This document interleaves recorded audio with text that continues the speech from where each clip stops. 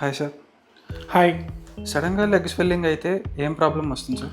ఒక పక్క leg swelling అయితే మనం డెఫినెట్గా ఆలోచించాల్సిన విషయం సిరుల్లో మీ రక్తనాళం ఏమన్నా గడ్డ కట్టిందా అని. దాన్ని మనం డీప్ వెయిన్ థ్రాంబోసిస్ అంటాం.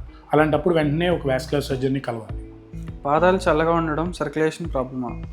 ఎస్, అయి ఉండొచ్చు. ఎందుకంటే మనకి పెరిఫరల్ వాస్కులర్ సర్క్యులేషన్ సరిగ్గా అవనప్పుడు పాదాలు చల్లగా ఉండే అవకాశం ఉంటుంది. స్మోకింగ్ హ్యాబిట్ వల్ల బ్లడ్ వెజల్సే ఎఫెక్ట్ అవుతున్నాయా? ఇప్పుడు స్మోకింగ్ వల్ల మనకి జనరల్గా పాన్ వాస్కులైటిస్ వచ్చే అవకాశం ఉంటుంది.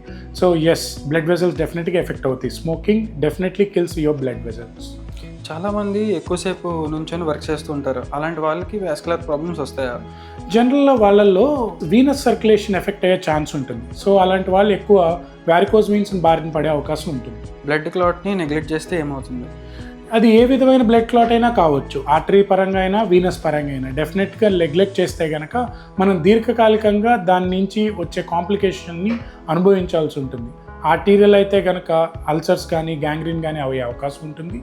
అలాగే వీనస్ అయితే కనుక వీనస్ అల్సర్స్ కానివ్వండి లేదా వారికోజ్ వీన్స్ బారిన పడి టైట్నెస్ ఫీల్ అయ్యే అవకాశం ఉంటుంది.